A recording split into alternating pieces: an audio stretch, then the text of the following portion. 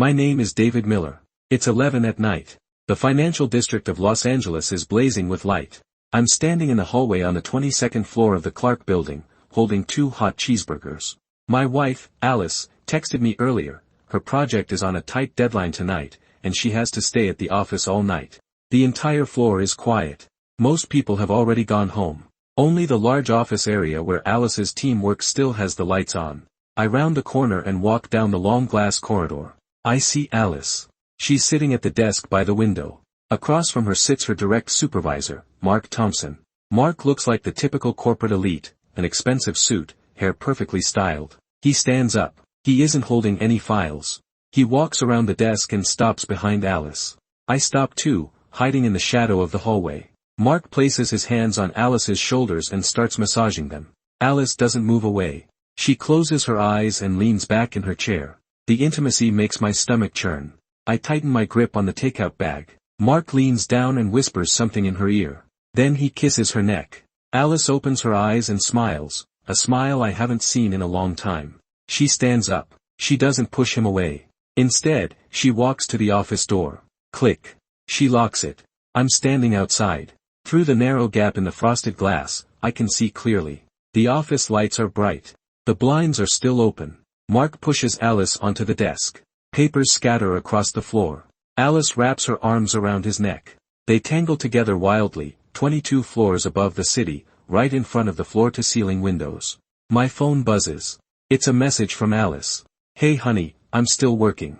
The project is really stressful. Go to bed early, don't wait up for me. I look at the words on the screen.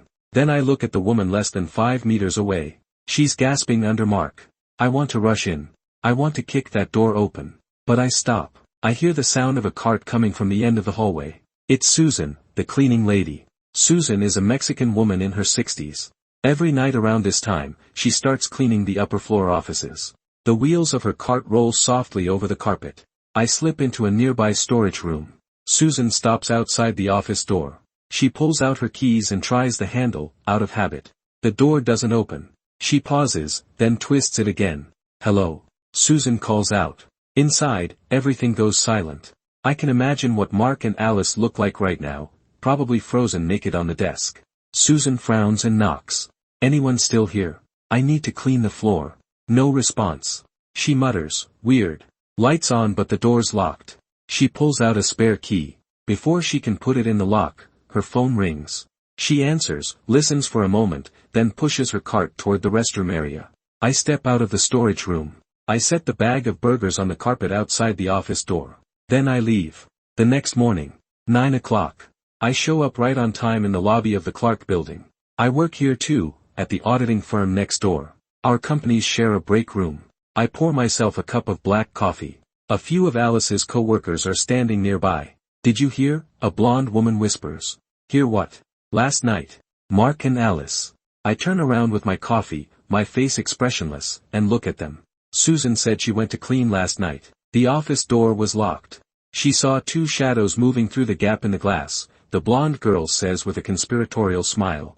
And this morning there were huge coffee stains under Mark's desk, and shredded reports everywhere. The craziest part, 2 cheeseburgers were sitting outside the door. From David's favorite burger place. They notice me. The room freezes. I take a sip of coffee. It's bitter. I look at the blonde woman.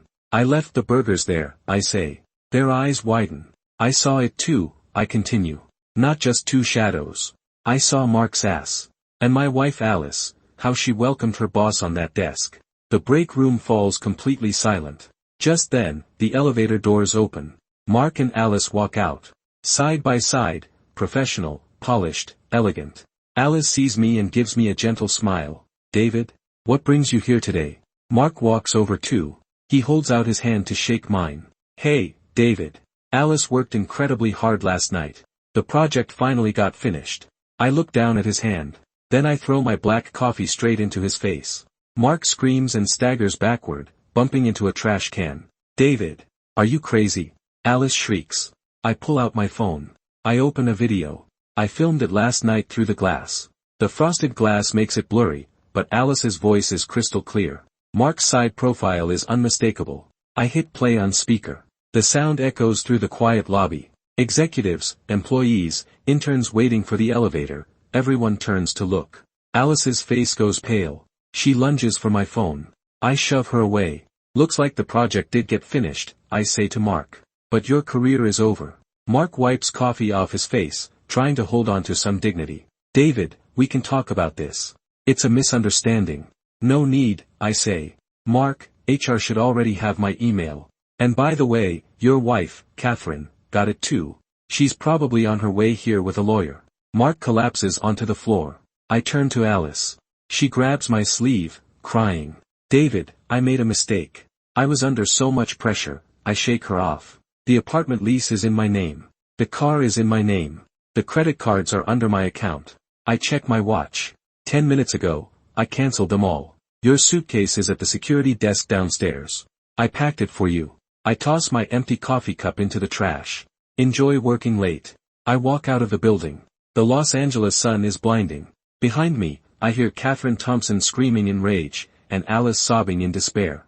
Mark's perfect executive image collapses completely. That's the price. I think I'll go get a burger. One without Alice.